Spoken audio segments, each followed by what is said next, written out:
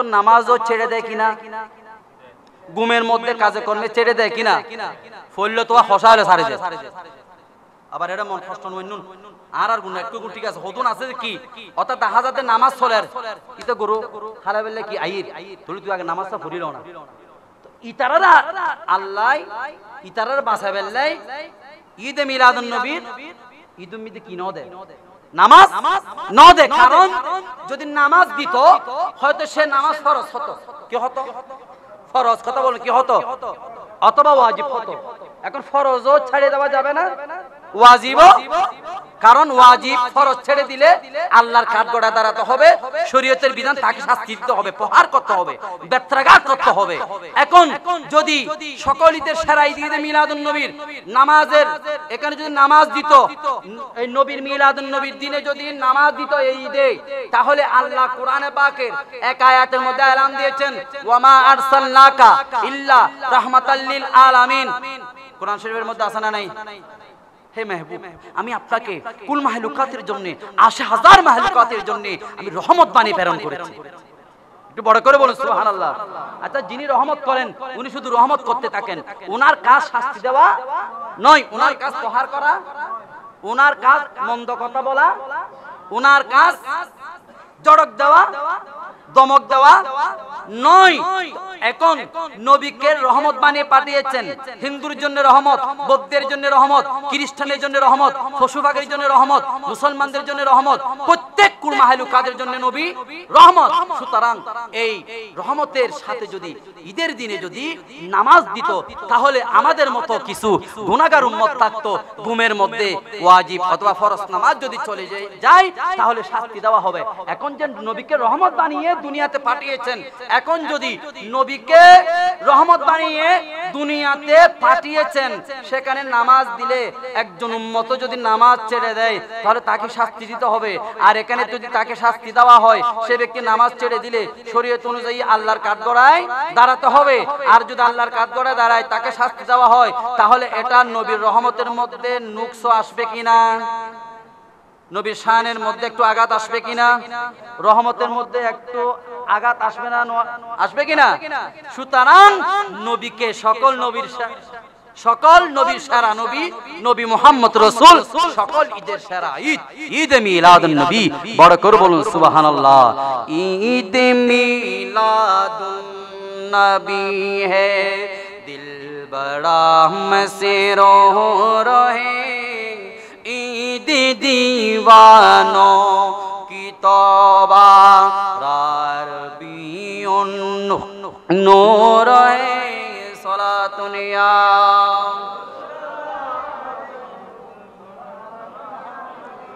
आमना तुझको मुबारक शाह की मिलाद हो, तेरी आंगन नूरे बनके, तेरी आंगन नूरे बनके, घर का घर सब नूर है। ईद मिलादुन नबी है दिल बड़ा मसरूर है, ईद दीवानों की तौबा रारबियों नूर है सलातुनिया।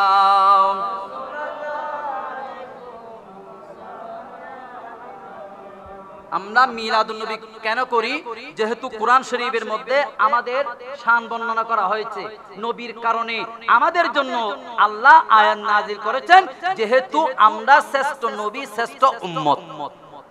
তোমাদেরকেও আমি খায়র উম্মত বানিয়েছি, আফজল উম্মত বানিয়েছি, শ্রেষ্ঠ উম্মত বানিয়েছি। বড় করে বলুন সুবহানাল্লাহ। তো এই শ্রেষ্ঠ নবীর শ্রেষ্ঠ উম্মত, তো শ্রেষ্ঠ নবীর শ্রেষ্ঠ উম্মত হওয়ার কারণে আমরা কি হাত পা গুটিয়ে ঘরে বসে থাকবো নাকি পতাকা নিয়ে জুলুস করব?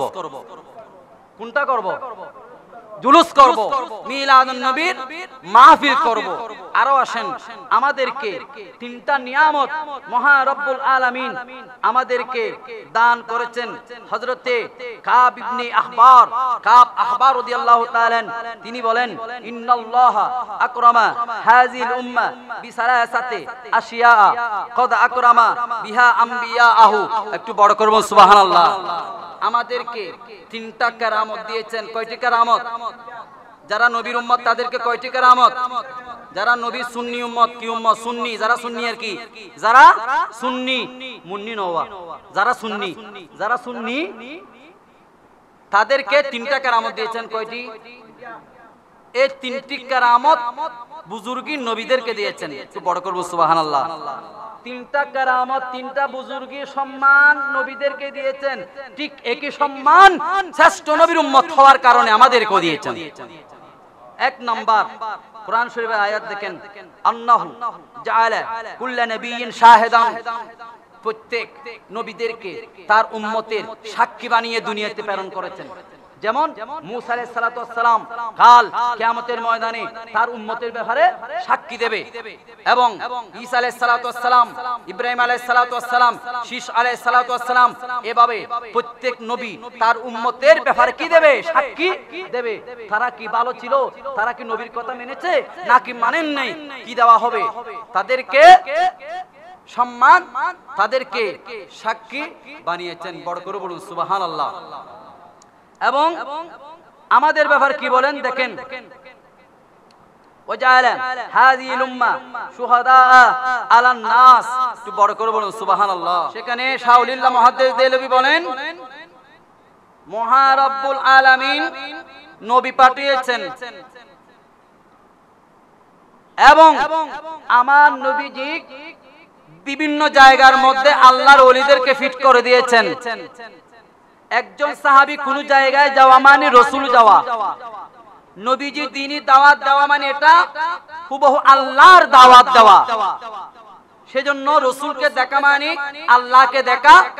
আনা মিরাতুর রব বলা হয়েছে। আমার নবী বলেন, আমি রাসূল হলাম আল্লাহ দেখার আয়না। একটু বড় করব সুবহানাল্লাহ। আর ওইতে একটা কথা আছে, আল ওয়ালাদু সিনুল আবিহি, পিতার যত নিয়ামত সন্তানের মধ্যে এটা প্রবেশ করা হয়, বেশি উঠে।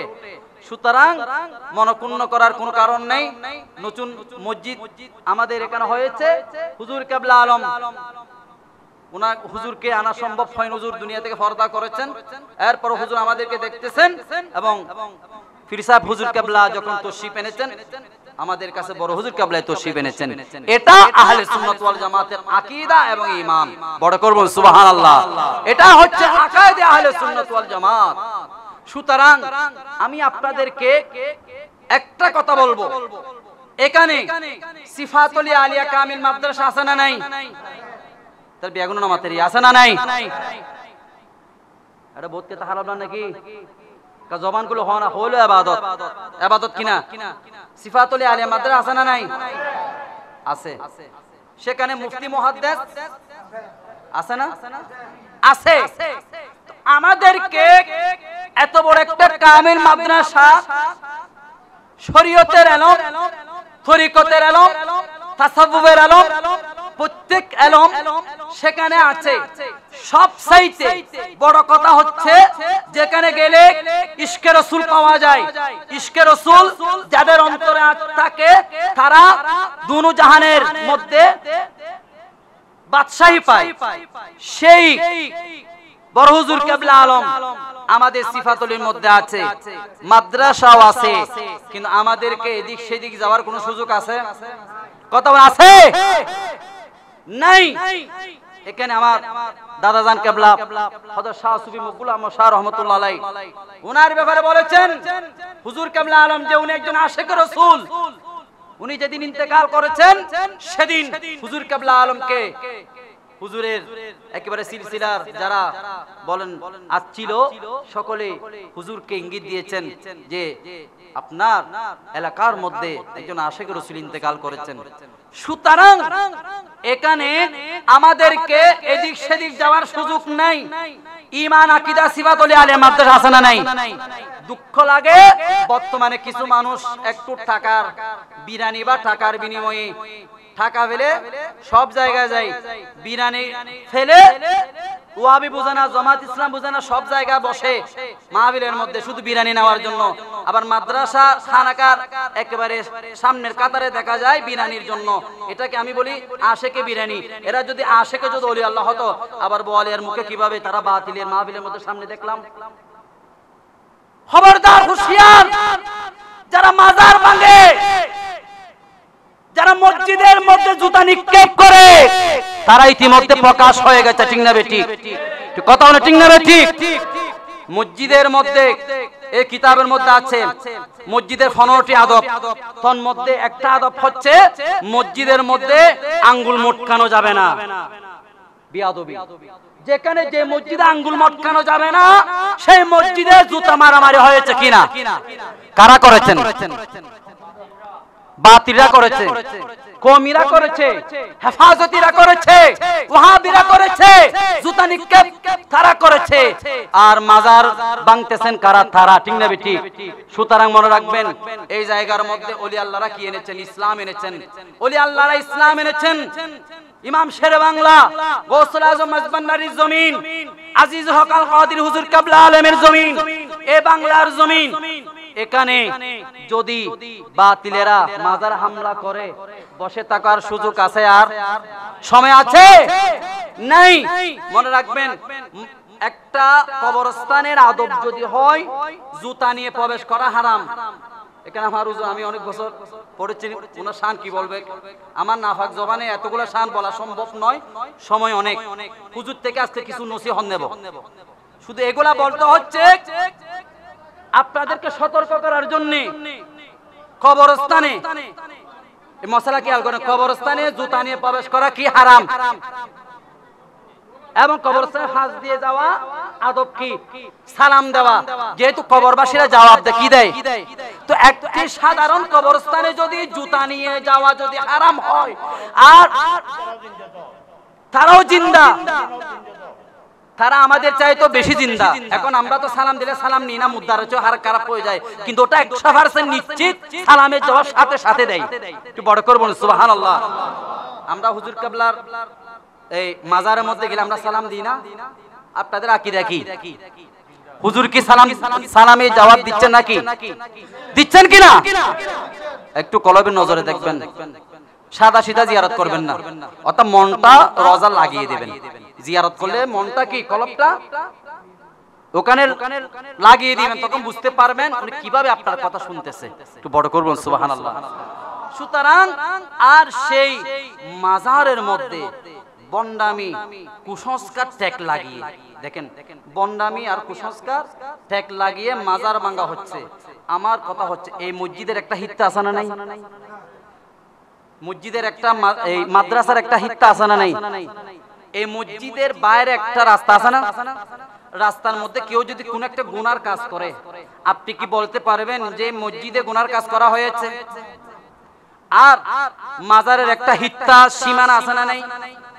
তো যে মাজারের মধ্যে যারা বন্ডামি ট্যাগ লাগায়, আমি বলবো সেটা মাজারের মধ্যে না, সেটা মাজারের বাইরে। মাজারের ভিতরে কেউ বিড়ি সিগারেট পর্যন্ত খায় না, মাজারের ভিতরে প্রবেশ করে কেউ মোবাইল করে না, কেউ বিভিন্ন ধরনের গালামন্দ করে না। তো সেখানে যারা বন্ডামি ট্যাগ লাগায়, কুসংস্কারের ট্যাগ লাগায়, আমাদের সুন্নির মধ্যে কিছু আদ্দেন মৌলবী আছে। কি আছে? লিপস্টিক মারহা, তালিবে সমারহা সুন্নি মুলি হদুন আছে যে হয়তো মাজারত বন্ডামি, অর্থাৎ আল্লাহর দিকে কোনো একটা খারাপ বস্তু কি করা, ইঙ্গিত করা জায়েজ নয়। যেমন আল্লাহ সবকিছুর হাল এক, ঠিক না বেঠিক? এখন আপনি যদি বলেন আল্লাহ শুকুরের হাল এক, এটা বললে আপনার ঈমান চলে যাবে। এটা আকিদা আহলে সুন্নাত ওয়াল জামাতের মাসালা। যেহেতু শুকর কি নাফাক, নিকৃষ্ট, কোন নিকৃষ্ট কোন খারাপ নাফাক বস্তু আল্লাহ রাসূলের দিকে, ওলি আল্লাহর দিকে নিসবত করা হারাম। সুতরাং মাজারে বন্ডামি, মাজারে কুসংস্কার, এই ধরনের শব্দ সুন্নি হোক, ওয়াহাবি হোক, জামাতে হোক, তাবলীগ হোক, যারাই হোক না কেন, যারাই এটা লাগাবে তারা সবাই ওলি আল্লাহর দুশমন। তারা তাদের মধ্যে এলম বলতে কোনো কিছুই নেই। সুতরাং আপনারা সতর্ক থাকবেন।